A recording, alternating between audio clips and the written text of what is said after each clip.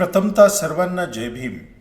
मी प्राध्यापक डॉक्टर अर्जुन जाधव माझ्या यूट्यूब चॅनलवर आपले सहर्ष स्वागत करत आहे. आजचा एपिसोड 8मध्ये मी डॉक्टर बाबासाहेब आंबेडकर यांची शैक्षणिक कारकीर्द, पदव्या आणि शिक्षण प्रवास याविषयी बोलणार आहे.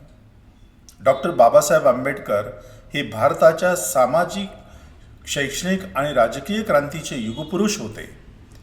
त्यांचे शैक्षणिक जीवन ही केवळ पदव्या मिळवण्याचा प्रवास नव्हता, तर तो आत्मविश्वास, जिद्द आणि कठोर परिश्रमाने ज्ञानाचे शिखर गाठण्याचा इतिहास होता. अत्यंत हालाखीच्या परिस्थितीत सामाजिक अन्याय आणि जातीय भेदभाव सहन करत त्यांनी शिक्षण घेतले. शिक्षण हे समाजाच्या मुक्तीचे आणि उन्नतीचे सर्वोत्तम साधन आहे, या विचाराने प्रेरित होऊन त्यांनी आपली बुद्धी आणि परिश्रम ज्ञानसाधनेत अर्पण केले.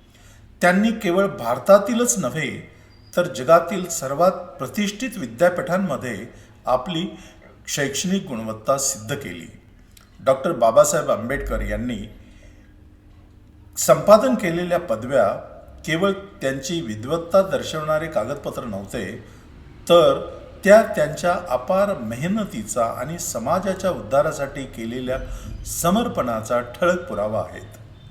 त्यांच्या शैक्षणिक संघर्षाची ही गाथा आजही लाखो विद्यार्थ्यांसाठी प्रेरणेचा दीपस्तंभ आहे. डॉक्टर बाबासाहेब आंबेडकर यांनी आपले प्रारंभिक शिक्षण मुंबईतील एल्फिस्टन हायस्कूलमधून पूर्ण केले. सन 1907 साली त्यांनी मॅट्रिकची परीक्षा उत्तीर्ण करून इतिहास घडवला. त्या काळी अस्पृश्य समाजातील मुलांसाठी शिक्षण घेणे ही अत्यंत कठीण गोष्ट होती. समाजातील तीव्र विरोध, जातीय भेदभाव आणि आर्थिक संकटाशी झगडत त्यांनी शिक्षणाची ही पहिली मोठी पायरी गाठली. विशेष म्हणजे आपल्या समाजातून मॅट्रिक परीक्षा उत्तीर्ण होणारे ते पहिले विद्यार्थी ठरले. हे यश केवळ वैयक्तिक नव्हते, तर संपूर्ण दलित समाजासाठी अभिमानाचे आणि आशेचे किरण ठरले. त्यांच्या या ऐतिहासिक यशानंतर समाजात त्यांचे मोठ्या प्रमाणावर कौतुक झाले आणि शिक्षणाच्या क्षेत्रात दलित समाजालाही उज्ज्वल भवितव्य आहे हा विश्वास दृढ झाला. सन 1912 मध्ये डॉक्टर बाबासाहेब आंबेडकर यांनी मुंबई विद्यापीठाच्या एल्फिस्टन कॉलेजमधून BA ची पदवी संपादन केली. त्यांचे मुख्य विषय अर्थशास्त्र आणि राज्यशास्त्र होते. हे शिक्षण घेताना त्यांना अनेक सामाजिक आणि आर्थिक अडचणींचा सामना करावा लागला. तथापि त्यांच्या कठोर परिश्रम आणि शिक्षणाप्रती असलेल्या समर्पणामुळे त्यांनी हे यश संपादन केले. BA ची पदवी मिळवल्यानंतर डॉक्टर बाबासाहेब आंबेडकर यांनी उच्च शिक्षण घेण्याचा निर्धार केला. मात्र आर्थिक अडचणीमुळे हे स्वप्न साकार होणे कठीण वाटत होते. अशा परिस्थितीत बडोद्याचे महाराज सर सयाजीराव गायकवाड यांनी त्यांची शैक्षणिक गुणवत्ता ओळखली आणि पुढील शिक्षणासाठी आर्थिक मदत केली.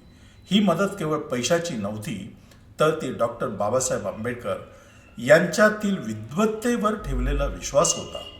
या पाठबळामुळेच डॉक्टर बाबासाहेब आंबेडकर यांनी परदेशात शिक्षण घेण्याचा निर्णय घेतला आणि ज्ञानसाधनाच्या दिशेने पुढचे पाऊल ठेवले. महाराज सयाजीराव गायकवाड यांची ही मदत भारतीय सामाजिक इतिहासात मैलाचा दगड ठरली. सन 1915 मध्ये डॉक्टर बाबासाहेब आंबेडकर यांनी अमेरिकेतील प्रसिद्ध कोलंबिया विद्यापीठातून MA ही पदवी संपादन केली. त्यांनी प्राचीन भारतीय व्यापार या विषयावर प्रबंध सादर केला. या संशोधनात त्यांनी भारतातील प्राचीन व्यापार व्यवस्थेचा सखोल अभ्यास केला होता. या प्रबंधात त्यांनी भारतातील आर्थिक व्यवस्थेची मुळे, व्यापाराचे प्रकार तसेच त्या काळातील आर्थिक धोरण यांचा विश्लेषणात्मक आढावा घेतला. भारताच्या आर्थिक इतिहासावर प्रकाश टाकणाऱ्या या संशोधनाने त्यांची अर्थशास्त्रावरील सखोल अभ्यासू वृत्ती आणि तल्लख विश्लेषण कौशल्य सिद्ध केले.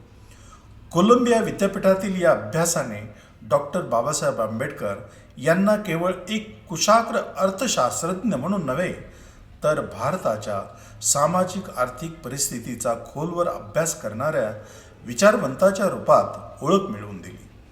त्यांच्या या अभ्यासामुळे भारतीय अर्थव्यवस्थेतील अन्यायकारक रचनांचा स्पष्ट उलगडा झाला आणि याच संशोधनाच्या जोरावर त्यांनी पुढे भारताच्या आर्थिक सुधारणांसाठी प्रभावी उपाय मांडले. प्राचीन भारतीय व्यापार हा प्रबंध केवळ शैक्षणिक नव्हता, तर तो भारताच्या आर्थिक जडणघडणीचा महत्त्वपूर्ण दस्तऐवज ठरला. सन 1917 मध्ये डॉक्टर बाबासाहेब आंबेडकर यांनी कोलंबिया विद्यापीठातून PhD डॉक्टर ऑफ फिलॉसॉफी ही पदवी संपादन केली. त्यांचा संशोधन प्रबंध ब्रिटिश भारतातील प्रांतिक वित्त व्यवस्थेचा विकास या महत्त्वपूर्ण विषयावर होता. या अभ्यासात डॉक्टर आंबेडकर यांनी ब्रिटिश भारतातील वित्त व्यवस्थेचा सखोल अभ्यास केला.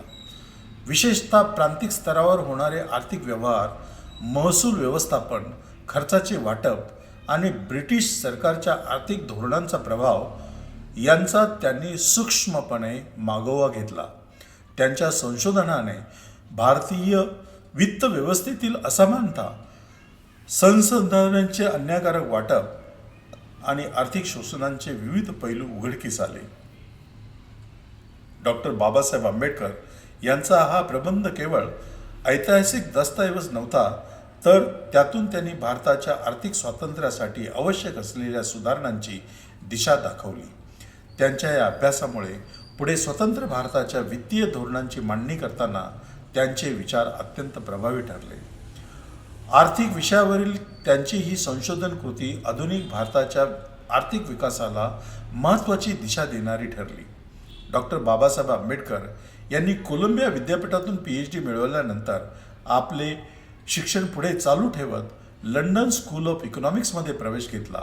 अथक मेहनत आणि गहन अभ्यासाच्या जोरावर सन 1923 मध्ये त्यांनी DSc डॉक्टर ऑफ सायन्स ही प्रतिष्ठित पदवी संपादन केली. त्यांच्या संशोधनाचा विषय होता रुपयाचा प्रश्न, त्याचा उगम आणि त्यावरील उपाय. या संशोधनात त्यांनी भारताच्या चलन व्यवस्थेचा सर्वांगीण अभ्यास करून त्यातील त्रुटींचा सखोल वेध घेतला.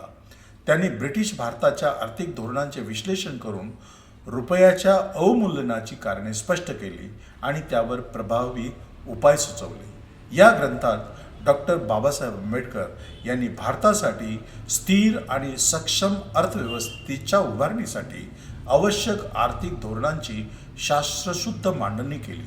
त्यांच्या या विचारांमुळे पुढे स्वतंत्र भारताच्या चलन व्यवस्थेत महत्त्वपूर्ण सुधारणा घडून आल्या. रुपयाचा प्रश्न हा ग्रंथ केवळ आर्थिक क्षेत्रातील उल्लेखनीय कार्य नव्हे, तर तो भारतीय अर्थव्यवस्थेच्या शाश्वत विकासासाठी दिशादर्शक ठरला. त्यांच्या या संशोधनामुळे त्यांची ओळख केवळ कायदेतज्ञ आणि समाजसुधारक म्हणून नव्हे, तर एक प्रतिभावान अर्थतज्ञ म्हणूनही जागतिक पातळीवर झाली.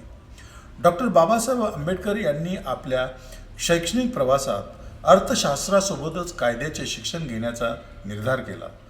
त्यांना ठाम विश्वास होता की समाजातील अन्याय, भेदभाव आणि विषमता दूर करण्यासाठी कायदेविषयक ज्ञान अत्यंत महत्त्वाचे आहे. याच उद्देशाने त्यांनी सन 1923 मध्ये लंडनच्या ग्रेज इन येथून बार ॲट लॉ ही प्रतिष्ठित पदवी संपादन केली.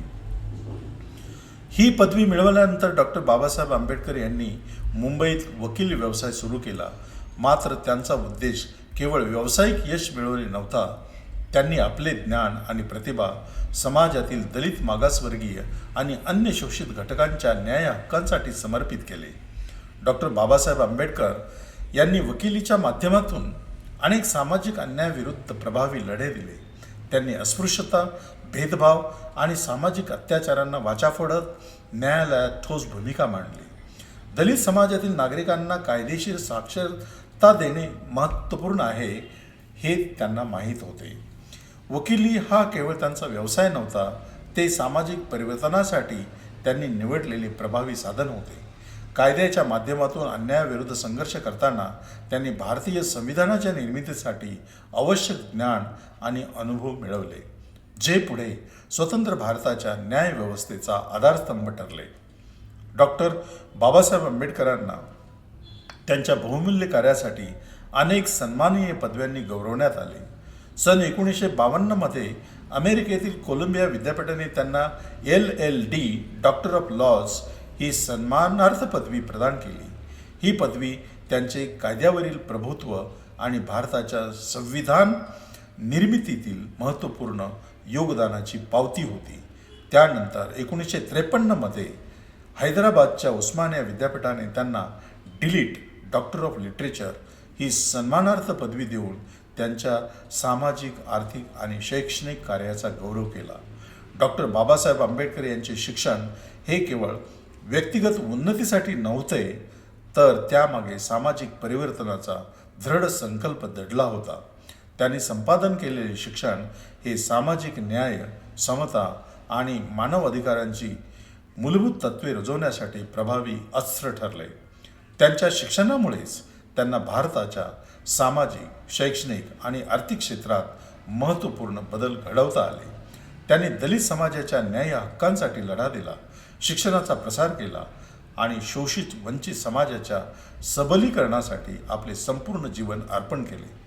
त्यांच्या वैचारिक समृद्धीने भारतीय समाज व्यवस्थेतील विषमतेला आव्हान दिले आणि सामाजिक समतेसाठी नवे मार्ग खुले केले. डॉक्टर बाबासाहेब आंबेडकर यांचा हा अद्वितीय शैक्षणिक प्रवास केवळ त्यांचा व्यक्तिगत विजय नव्हता, तर तो संपूर्ण भारतीय समाजाच्या उन्नतीचा ध्वज होता. त्यांच्या अथक परिश्रम आणि ज्ञानसाधनामुळेच आजही ते संपूर्ण जगासाठी प्रेरणादायी व्यक्तिमत्व ठरतात. त्यांच्या जीवन चरित्राने शिक्षण हे मुक्तीचे साधन आहे ही संकल्पना सिद्ध केली आणि पुढील पिढ्यांसाठी शिक्षणाचे महत्त्व अधोरेखित केले. आज बस एवढेच. जय भीम.